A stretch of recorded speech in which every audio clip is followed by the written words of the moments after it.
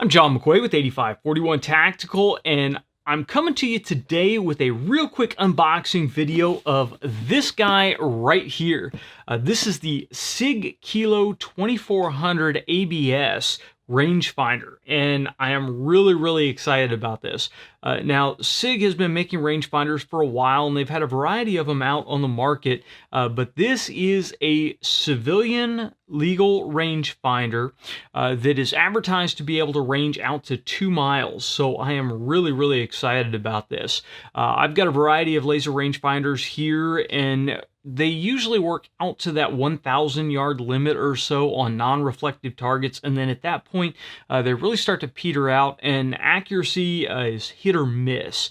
You may be able to actually get a lock on your target. You may not. A lot of times you got to break out the tripod and set them on a tripod. A lot of times you've got to go to some great extents and lays things around them and scan back and forth to try to get a lock. So the fact that this one advertises 2 mile range means that there shouldn't be any problems actually getting a lock on targets in that 1 mile area.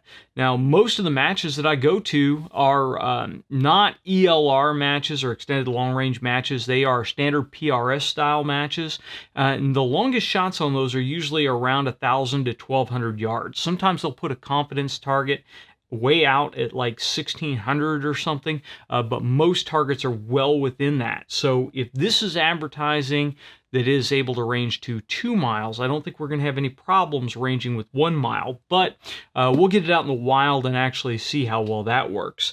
The Kilo2400ABS also has some really interesting other tricks up its sleeve. It is a combined total ballistic solution, so it does have an inbuilt ballistic calculator in it, so you should be able to program it for your gun and be able to utilize it to come up with your full ballistic solution. That's where the applied ballistics part of it comes with. And we have been using applied ballistics based ballistic calculators in either our Kestrel or on smartphone, etc. For some time, and if you put accurate information into them, you tend to get a very accurate firing solution back. So that is really neat. But before we get on to much more ado, let's go ahead and open the box and let's see what is inside here. Now, when I say this just showed up, I mean it just showed up. FedEx just dropped the box off. I cut the outer cardboard box off of it, fired up the cameras, and now we are going to open it up. So I have already cut the seal so I don't cut myself here playing with a knife, but let's see what we have inside.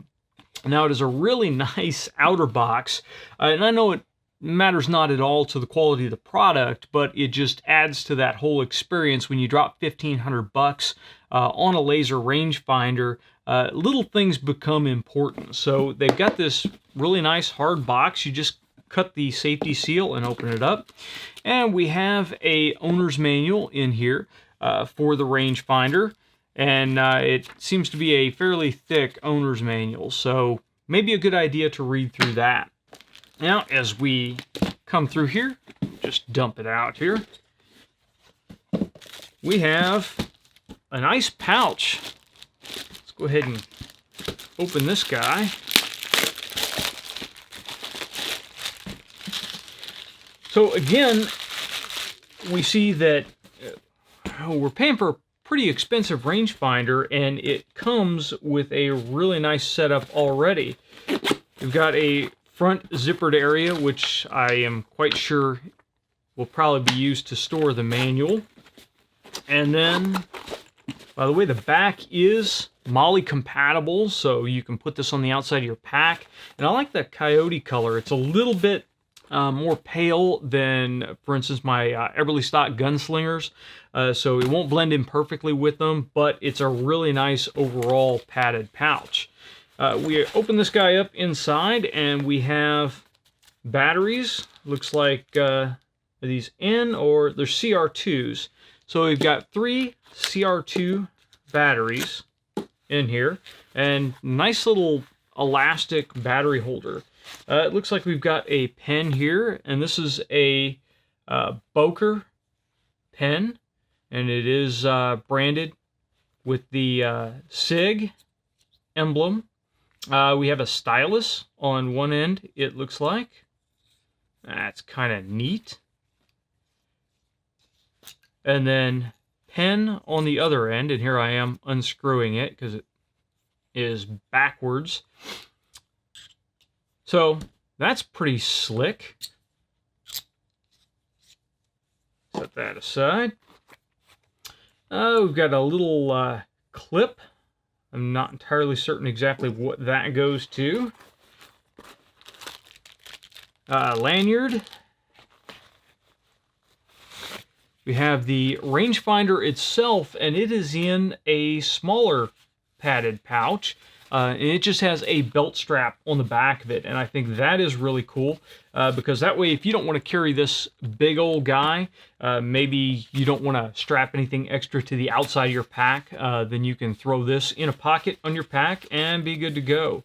It's a nice little elastic pull-down loop there, so it is very quiet opening. You don't have to worry about ripping Velcro for those of you guys that are hunters out there. So really quiet, nice and silent to open it. And then we have the actual unit itself. So we'll set that aside for right now because we've got some more accessories in here.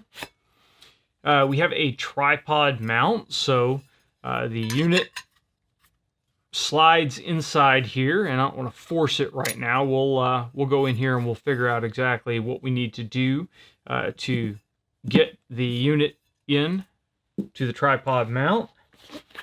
Nothing more in that pocket. And then we have a weather flow wind meter right here.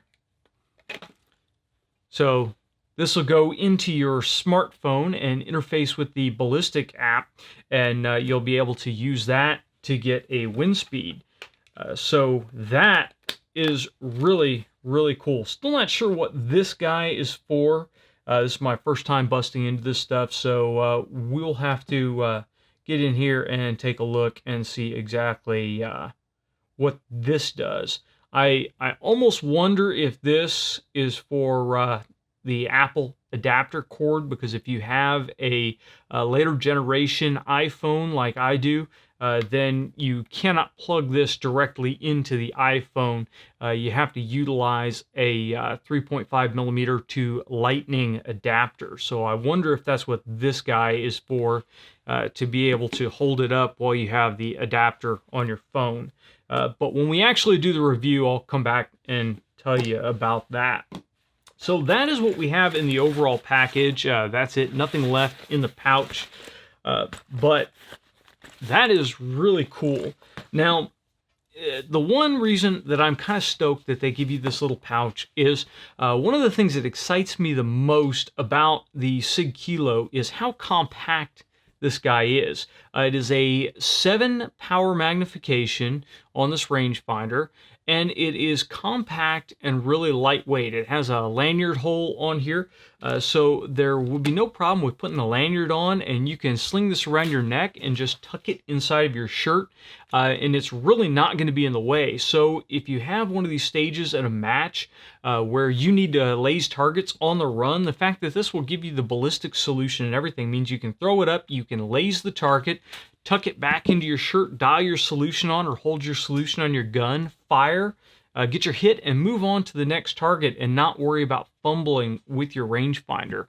I have some other rangefinders around here that are very large boxes. While you can hang them around your neck on a strap, they get in the way, they bounce off of stuff. So this is really nice. This could very easily go into a cargo pocket and it's really not going to get in the way.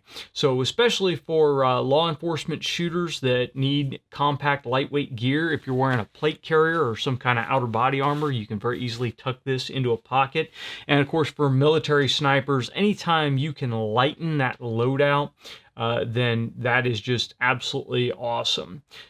Even says here, designed by SIG Sauer in Oregon and assembled in the USA. So that is another really nice thing if that's something that matters to you, and it does matter to me. So these guys are put together here in the US, and it's really just overall, a really cool design. Now, I can't give you a full review, obviously. I just opened the box, just pulled the guy out here. I have used previous generation SIG Kilo rangefinders that are owned by other shooters out at various different matches and competitions, but I have not yet used the Kilo2400 ABS. So I am really excited to get this guy out in the field, play with it, play with all the different various accessories, and see how well it works. Believe it or not, this is a really silly thing, but I'm pretty excited too about the Boker pen here. I use pens quite a bit. I'm a little bit of a sucker for quality pens, so this is a pretty slick little deal that will probably get thrown into my everyday carry rotation. So the Boker pen is a nice touch.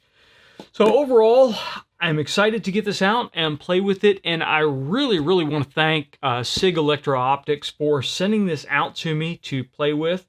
That way I can get you guys my honest review on it. If you guys have any questions or comments on the SIG Kilo2400 ABS, please go ahead and drop them in the comments section down below or send them to us on Facebook or Twitter. And until next time, get out and shoot.